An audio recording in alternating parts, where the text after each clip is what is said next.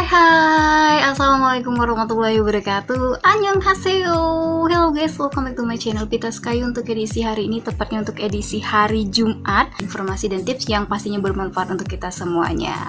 Untuk edisi kali ini ya guys ya, Mbak Pita akan membahas tentang yang namanya trik psikologi untuk memenangkan hati orang lain. Jadi informasi ini Mbak Pita ambil sendiri dari Instagramnya, yaitu catatan.si-dokter. Buatnya kalian yang pengen tahu lebih lanjut tentang informasi-informasi yang menarik, baik itu tentang kesehatan maupun tentang psikologi, catatan.si-dokter, seperti itu.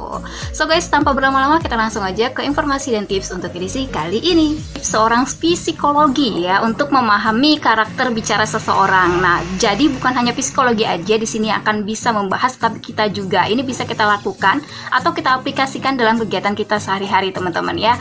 Saat berkomunikasi dengan lawan bicaranya kita atau partner bicaranya kita, cobalah untuk berbaur di lingkungannya. Salah satunya adalah dengan mengikuti pola bicaranya. Nah, kalau misalnya kita udah tahu pola bicaranya seperti apa teman-teman ya, biasanya itu lebih gampang bagi kita untuk meminta bantuannya. Dengan kita memahami pola bicaranya, artinya kita dapat melihat bagaimana caranya seseorang itu berkomunikasi dengan orang lain, sehingga dapat menemukan cara untuk memenangkan hatinya. Jadi kalau misalnya kayak Mbak Pita sendiri pernah melihat beberapa orang di sekitar Mbak Pita, misalnya ada yang kalau misalnya kita minta bantuan dia dengan berbicara kayak dengan suara-suara yang kayak apa ya, nada-nadanya agak lembut, kemudian juga penyampaiannya lembut. Nah, itu biasanya ada sesuatu yang ingin diminta bantuannya seperti itu. Jadi kita harus tahu dulu pola orang tersebut, terutama di lingkungan kerja, kemudian juga tetangga ataupun sahabat kita.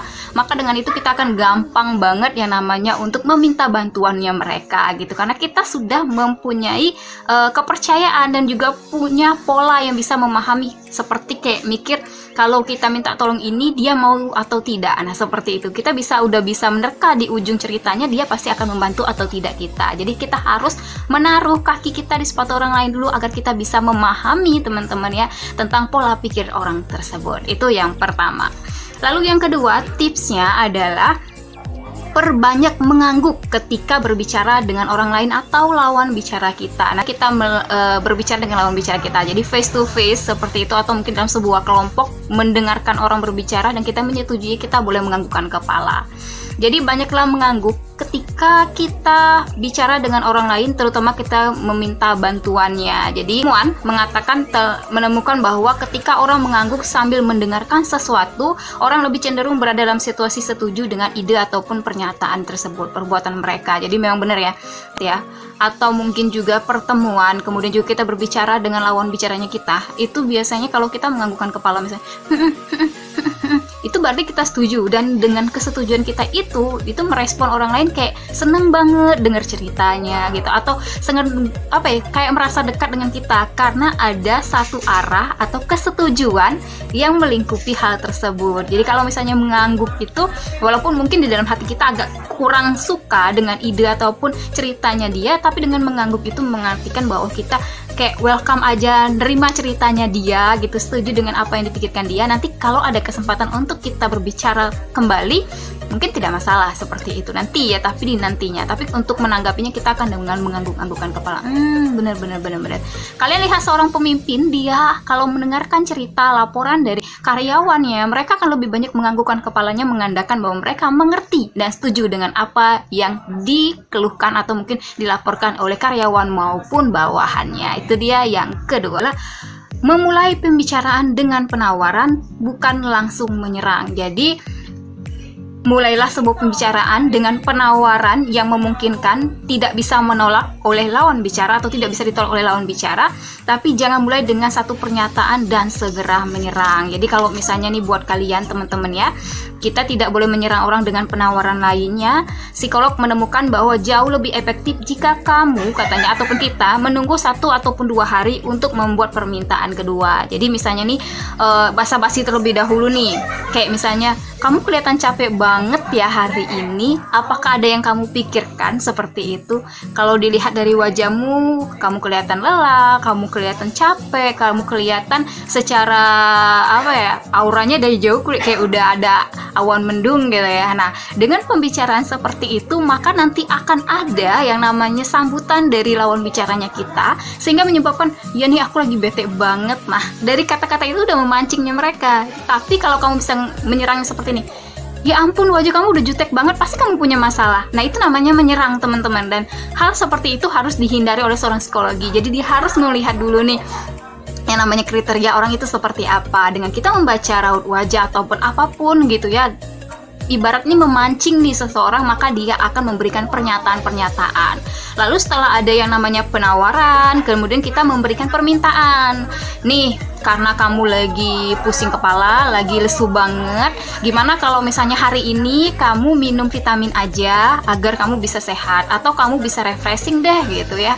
Nanti kalau udah hilang refreshingnya, kamu bisa lapor ke aku atau cerita ke aku lagi gimana, biar aku juga bisa merasakan atau bisa menikmati nih. Kalau misalnya punya masalah sama seperti kamu, aku bisa juga melakukan yang namanya hal yang pertama itu refreshing gitu. Nanti kalau udah refreshing ya, jangan lupa kamu harus tetap yang namanya menjaga kesehatan, tetap olahraga, jangan lupakan keluarga, seperti itu.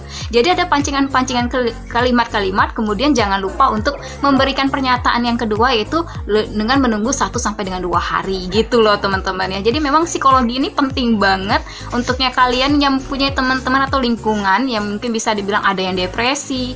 Jangan salah, orang yang sering berbicara pun sebenarnya dia mengalami depresi lebih besar daripada orang yang diam, seperti itu teman-teman. Itu yang ketiga ya. Lalu yang keempat adalah masih tentang psikologi, diam dan dengarkan, jangan memotong pembicaraan. Ini kalau menurut Mbak Pita sesuatu yang sangat sulit, terutama bagi Mbak Pita ya, karena Mbak Pita adalah tipe orang yang ngomongnya nyablak gitu, yang kayak cek kayak gitu. Nah nanti kalau misalnya Mbak Pita cuma diam dan mendengarkan tanpa memotong pembicaraan, suka lupa gitu teman-teman. Dan ini sekarang Mbak Pita lagi belajar bagaimana caranya menjadi orang diam, mendengarkan tanpa memotong pembicaraan. Jadi jangan yang namanya mengoreksi orang lain ketika melakukan kesalahan. Sebenarnya ada cara untuk menunjukkan ketidaksukaan kita, ketidaksetujuan, dan mengubahnya menjadi percakapan sopan. Bukan berdebat, namun mendengarkan apa yang orang lain katakan dan berusaha untuk memahami perasaannya. Jadi kalau misalnya teman kamu punya masalah, lawan bicara kamu punya masalah, kita dengarkan dulu, lalu kita cari solusinya bersama-sama. Biarkan dia mengungkapkan isi hatinya terlebih dahulu, baru kita memberikan solusi. Terus kalau misalnya memberikan solusi, jangan memikirkan dari sudut pandang kita saja, tapi sudut pandang dari sebelah pihaknya juga. Jadi secara positif kita bisa memahami keduanya dan bisa mempunyai solusi untuk masalahnya mereka gitu. Lalu yang kelima adalah ketika lelah mintalah bantuan. Ini adalah sesuatu yang sulit untuk orang egoisme yang tinggi atau egoisnya tinggi. Jadi walaupun dia lelah, pokoknya aku yang kerjain, atau misalnya apapun yang aku kerjain semuanya yang penting beres, seperti itu ya. Mau gimana pun nggak perlu harus bantuan orang lain. Yang menurut dia bisa kerjain, sudah dikerjainnya sendiri. Padahal setiap manusia itu pasti ada kekurangan, ada kelebihan, ada kelelahan, ada titik titik puncaknya sebuah tubuhnya, atau bisa dibilang titik puncaknya tubuhnya mereka bisa melakukan aktivitas. Tidak semuanya bisa dilakukan. Apabila orang yang suka berpikir semua pekerjaan akan dia lakukan sendiri, di saat dia mencapai titik puncaknya, maka akan ada sesuatu yang meledak dalam dirinya. Yaitu salah satunya dia akan mengungkit kembali semua pekerjaan-pekerjaan yang pernah dia lakukan tanpa bantuan teman-teman ataupun orang lain. Dia lelah seperti ini, dia lelah seperti itu. Padahal sebenarnya kalau misalnya logikanya kita adalah ketika kita lelah, maka teleponlah ataupun ajak teman kalian dengan cara kita meminta bantuan. Beritahukan kepada mereka bahwa kita sedang lelah, kita meminta bantuan mereka. Siapa tahu sebenarnya teman-teman kalian selama ini ataupun orang di sekitar kalian sebenarnya memang mau membantu, tapi dikarenakan kebiasaan kita yang tidak mau meminta bantuan orang lain, maka itu akan menyebabkan komunikasi yang satu arah gitu ya. Jadi kalau misalnya kalian lelah, segeralah untuk meminta bantuan dari teman-teman, karena itu sangat mempengaruhi psikologinya kita di kemudian hari. Dan yang keenam adalah panggil namanya, bukan panggilan sebutannya. Jadi biasanya ini digunakan untuk jabatan seseorang ya. Gunakan panggilan nama ataupun jabatan seseorang ketika hendak memanggil atau berkomunikasi. Tergantung dengan kondisi, apakah lawan bicara kita itu senang dipanggil nama langsung atau jabatan yang didudukinya. Misalnya nih panggil bos sebagai atasan ya. Jadi ada beberapa orang nggak mau dipanggil Pak, tapi maunya dipanggil bos. Misalnya dia seorang atasan. Kayak Mbak Pita sendiri di lingkungan kerja gitu, di lingkungan kerja itu ada. Nah, ada beberapa orang yang kalau di lingkungan kerja saya itu ada yang mau dipanggil Miss, ada yang mau dipanggil Ma'am, ada yang dipanggil Mbak, ada yang mau dipanggil yang namanya Ibu, ada yang dipanggil Bapak. Mungkin untuk yang muda-muda yang baru aja masuk di sekolah tersebut, dia pasti akan nggak nyaman banget kalau misalnya dipanggil yang namanya Ibu dan Bapak. Pengennya lebih keren nih dipanggil Miss, mungkin Sir, dan lain sebagainya. Nah, dari situ nih kita boleh melihat ya, dengan panggilannya yang lebih nyaman, misalnya dia dengar dan dia respon. Misalnya kalau saya sendiri di lingkungan kerja saya lebih banyak dipanggil yang namanya Mbak dibandingkan Ibu seperti itu ya, karena dulu dari awalnya saya memang bekerja di sana itu sebagai seorang announcer atau penyiar radio di radio komunitas seperti itu. Jadi kalau panggilan Mbak itu bisa mau tua mau muda manggil saya Mbak Pita tidak masalah. Kalau yang tua biasanya manggil saya kan langsung manggil aku sendiri langsung nama kan gitu ya. Tapi kalau untuk yang di bawah umurku itu biasanya ataupun yang baru-baru masuk, baru bergabung di sekolah itu biasanya manggilnya Mbak. Itu dikarenakan karena mereka menghargai gitu. Jadi jangan memanggil orang itu dengan kata-kata yang terlalu formal nih teman-teman ya. Jadi dilihat karena takutnya responnya nanti tidak sesuai dengan apa yang kita perkirakan. Itu yang keenam. Lalu yang ketujuh adalah yang namanya jangan pelit ketika menyanjung orang lain. Wow, it's amazing ya teman-teman ya. Jadi ini harus kita lakukan. Saya juga melakukan itu dalam kehidupan ataupun kegiatan kita sehari-hari. Hal ini perlu dilakukan terlebih saat lawan bicara melakukan sesuatu yang sudah berhasil.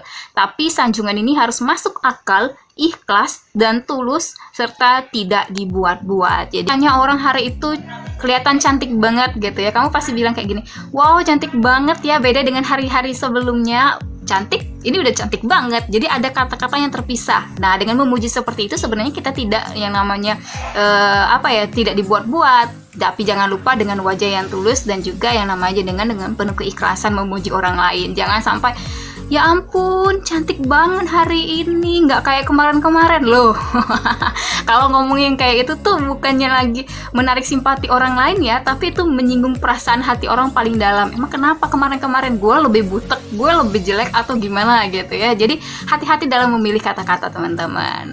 Nah itu dia informasi dan tips untuk edisi kali ini. Terima kasih buat yang sudah menyaksikan video yang ada di channel YouTube Pita Sekayu. Dan jangan kemana-mana, nanti di edisi hari Minggu Mbak Pita akan unboxing first impression review beberapa barang yang udah Mbak Pita beli atau yang Mbak Pita dapatkan. Untuk edisi hari Rabu tutorial makeup, kosmetik, dan kecantikan, serta untuk edisi Jumat informasi dan tips yang pastinya bermanfaat untuk kita semuanya. Terima kasih, sampai jumpa lagi, tetap jaga kesehatan. Wabillahi taufiq wal hidayah. Wassalamualaikum warahmatullahi wabarakatuh. See you next time and dadah, bye bye.